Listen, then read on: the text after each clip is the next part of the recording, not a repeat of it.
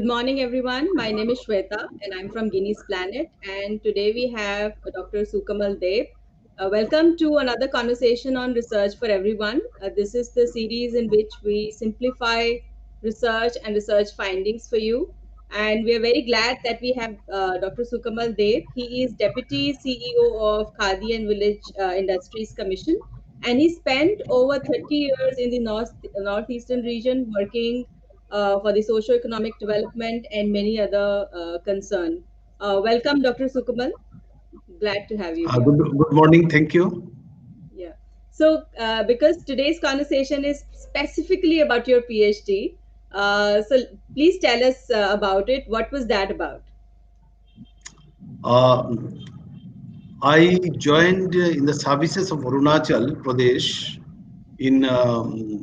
in a department which works for the promotion of indigenous crafts, arts, and their culture, tradition, and all these things.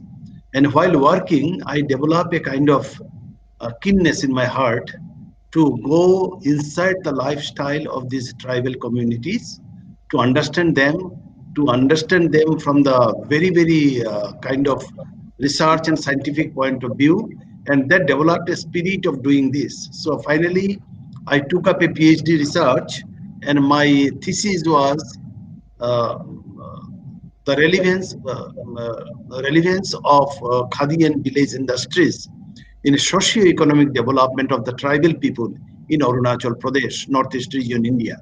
So that was my topic, madam. Thank you. So, when you were doing this research, can you tell us more about what were the key things you wanted to find out, and how did you find those things out? Uh, First of all, I found that till then, I mean, when I started the research, no one could really undertake an intensive research to study the enormous scope of development of traditional arts and crafts, textiles of this hilly terrain state of Arunachal Pradesh in Northeast region, India. So to start with, I want to understand this tribal state and these people. And in specific, I started the research with following objectives. First, to assess the present scenario of the handicrafts, traditional handicrafts, or informal word Khadi and village industries. Then I wanted to evaluate the relevance of these activities in their socio-economic development. Then I took up to understand the problem they are facing for its growth and development. And my last objective was to seek the probable solution and future prospects of this sector for the people of Arunachal Pradesh in the age of globalization, of course. Right. So, those were very important objectives. What did you do to find out information related to these objectives? Various scientific data, the research tools I applied the OLS method of regression. I applied the test with the help of the SPSS software and all these things. And I am extremely fortunate that I worked under very high scholar, Professor M. Aslam, who retired as the Vice Chancellor of the Indira Gandhi National Open University. The time I started the research, he was the director of in IGNO. I was in another external guide whose name is Mr. Professor Praveen Jha, who is a very senior professor from the Jawaharlal Nehru University.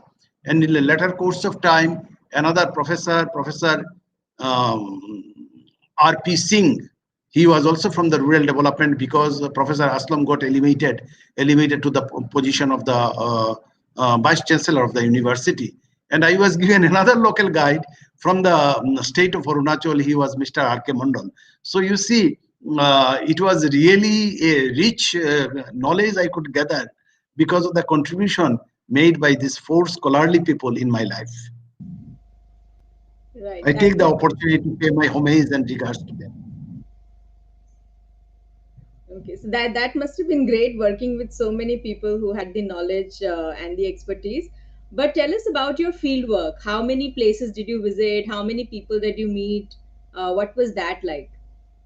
Yeah, that is the most interesting part of my research. You know, the Arunachal Pradesh is a geographical vast region. It is having more than 3,000 square kilometer of area, and it is a house of 3,863 villages, and all these villages are not connected. If you want to reach from one district to other district, you need to go by other state. Inter districts road was not developed at that point of time, and at that time there were 17 districts, 17 odd districts. Today it has now become 25 districts. So covering 17 districts, because you cannot give up any of the districts, because each and every districts having different tribal tribes and communities, and they have their own philosophy, own handicrafts, own textiles, and you need to understand all these things. You have to do a research on such a basic fundamental lifestyle of the tribal communities. So there were thousands of challenges, but with the grace of God the challenge was accepted. I had to move around, walking, footwork. Even sometimes I had to walk around 40 to 50 kilometers a day to go to the research collection of the data. And in the process of data collection was also, there was an enormous problem. There was the problem of the dialogue language. So sometimes I could successfully engage interpreters, but that was also not successful sometimes because there were no suitable person for that. Then for these four objectives, with the help of the guys, I took around I set up a questionnaire, and it was having 139 questions divided into four sectors for the four objectives. And when you go to somebody, keep on asking question as per your structured design of the questionnaire, it became very difficult for them to answer so many questions. So somewhere, I should be frank, I had to make out ideas. Another problem I found is that although it is a quantity-based research, but the tribal artisans, the people, those who are working, having their micro enterprises or the cottage enterprises, they do not have proper data on how much raw materials they consume, what is the amount of product they made, what are the various item they produced in a spell of certain financial year. So these were the things were my challenge. Another challenge was that Arunachal Pradesh, I took the help of enormous number of books, but the number of books were not too high on this particular. Great. So what I understand Yes, from you madam. that so your fieldwork was in Arunachal Pradesh, and you were covering many micro enterprises, and you traveled a lot in the interiors to meet people and to cover the information related to these micro enterprises. And I found that the where these activities have been taken in a little bit intensive manner, more units has come up, more people has taken up this livelihood or this profession. The social development of that particular district is higher than the districts where these activities has not taken place. So that is one of the very amazing findings in my research study. Right. And what were the other key findings? If you can just share those with the audience as well. The I found that the respondents were not very happy with the government machineries. Although I work in government, I found that the traditional craftsmanship had been dwindling gradually. It is the tribal people of the state generally do not have the saving habits. This is another very good. They do not have any saving habits, which is in contradictory to the entrepreneurial traits. I found that the micro enterprises that were functioning, most of the workers were hired from the other states for the supporting work. I found that governments in the state had been designed elsewhere and applied in this state. So somewhere there is socio-political context of the state. And I found that some of the people within a very short span of time had experienced income and wealth inequalities to a high degree, so that egalitarian character of the tribal community started showing a decline. So these are the various findings. But the most importantly is that the native people have a very high skill of the traditional handicrafts, and if we do not preserve them, if we do not promote them, we may be losing something very great thing from this planet. This generation, I find that the native people were normally nostalgic.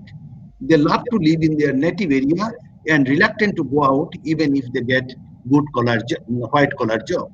So these were some of the dilemmas I found in the tribal society, of course. And the Dr. activities were in the subsistence level, madam. The scale needs to be enhanced many times. Right, right. So, in all these findings, I mean, one thing that you mentioned was also the entrepreneurial mindset and entrepreneurial spirit. Uh, but recently, many young people have also started focusing on, entrepreneurship and using skills of artisans in the northeastern region. Have you seen that happening around you as well? Madam, what I find in my 3 decades of very intimate relation with this sector is that Northeast is a reservoir of the skilled people. They have the amazing skill. They are craftsmen, but the skill set, until it got married with the entrepreneurship, until they become entrepreneur, the real development cannot take place.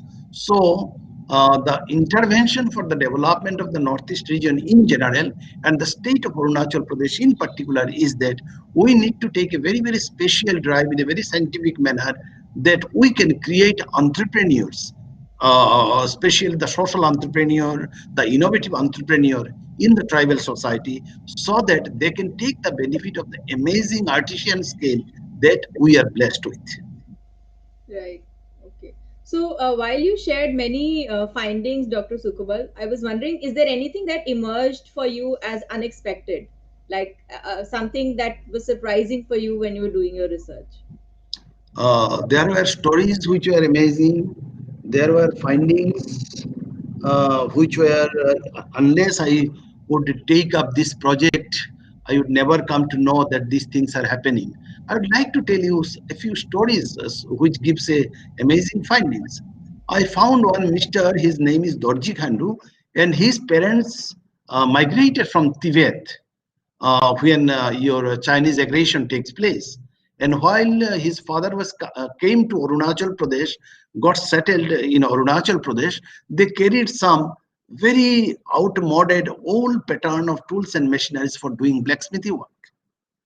I had an exclusive interview at a later course of life. I wrote a book also, the Poverty and Deprivation, the story of Arunachal Pradesh, which was, but they are amazing craftsmen. So when I interviewed him, he was so emotionally at a intense that he was telling that there is no mobility in my socio-economic condition, but still I'm attached, I'm cleansed with these activities because my father brought it and I want to do work. And he is an amazing blacksmith, makes very beautiful blacksmith products. I met 2 ladies whose name I would like to tell you. Uh, one, his name is Guru Saring, and other is Nectil Lego in a very remote village. Guru Saring, out of these two, one cannot speak, as a dumb lady, and both of them are in a very remote rural area. I was touring to get the data and doing studies. One fine day, I found that in a traditional house, in a balcony of the traditional house, one lady is doing spinning, another is doing weaving work. I went to them, spent some time, and then I found they made a kind of blanket, which is in local language called Badu, B-A-D-U. And this blanket or this piece of textile has a story, has an attachment from the birth to the death of these communities. Even somebody when dies, the last piece of textile which is donated to this person who died is that Badu. And the moment they come on this earth as a baby, they are put in a Badu. And this Badu is made of cotton, and this cotton they cultivate in their land, and then they, with their hand, they do the spinning and they do the weaving. So here I found a very, very interesting story, is that in India, what happened, the concept of khadi came with the Gandhiji, and we found that yes, Gandhiji is the founder of the khadi activities in this country. But in a remote, inaccessible place like Arunachal Pradesh, the concept of khadi, which is a very, very fine form of cotton khadi, was practiced for the centuries by these people. We went to another remote place called village Mokto, where we found that they practice one craft which is called Monpa handmade paper. Handmade paper. They make it in a very traditional way, and this is a more than 1,000-year-old craft. And this paper, what they make with the bark of trees, are used by all Buddhist communities for writing their religious script. They do not write the religious script in a paper which is made in artificial or the other large scale industries. So these are the very rich findings, and I feel like that this needs to be preserved. This story need to be told to the young people of this country. That, madam. Sharing these stories. You've already mentioned a lot of challenges that you faced while conducting the research, because all research come with some challenges. So I want to move on to my last question, which is that, for the audience that would watch this video, young people and people of other ages, what would you want to say to them based on your research? What is it that you want to say to the audience who will watch this video? See, when we were doing the research, the artisans were both male and female.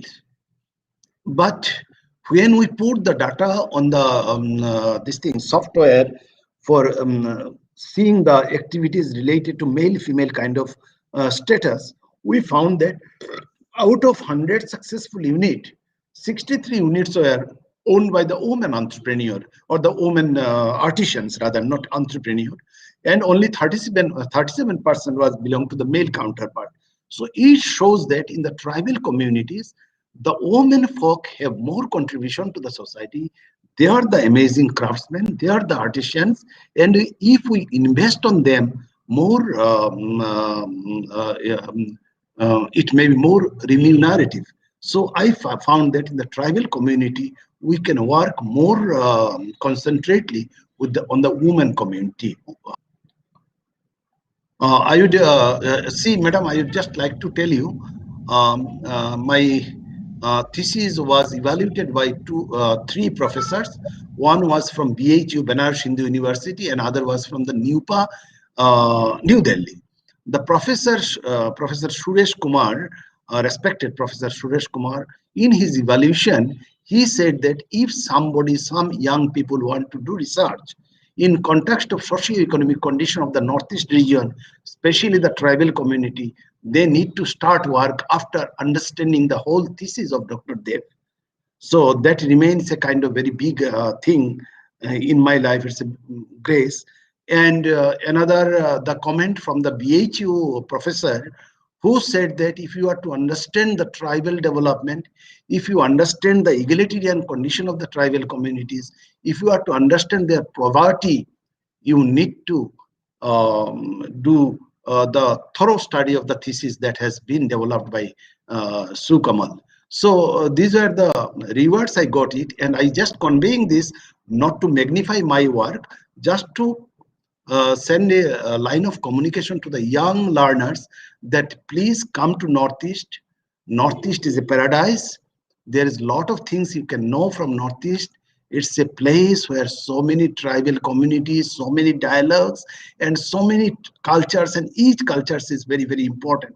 When I was doing research on textile, I found that the color selection and the motif selection of the tribal communities are amazing. They are so perfect in selection, and all this color, none of the colors were artificial colors. These were all color developed out of the local herbs and plants and all these things. So these are amazing facts, madam. Right. Thank you. So, I know you've shared a lot, and I cannot summarize that completely, but I think one of the key takeaways for our audience should be that there is a lot that we don't know about when it comes to handicrafts, and also the fact that while khadi may be seen in a particular historical domain in the mainland, in the northeastern region, uh, khadi concept, even if the word was not there, has been there for centuries. Yes, yes, correct, exactly, exactly. It was not in the name of Khadi, but it was Khadi indeed. Right, Yes. right. So thank you for spending time with us and sharing your findings. And thank you for everybody who would be watching this video. We will come again with another conversation in Research for Everyone series. Thank you very much for joining us. Thank you, madam. Thank you very much.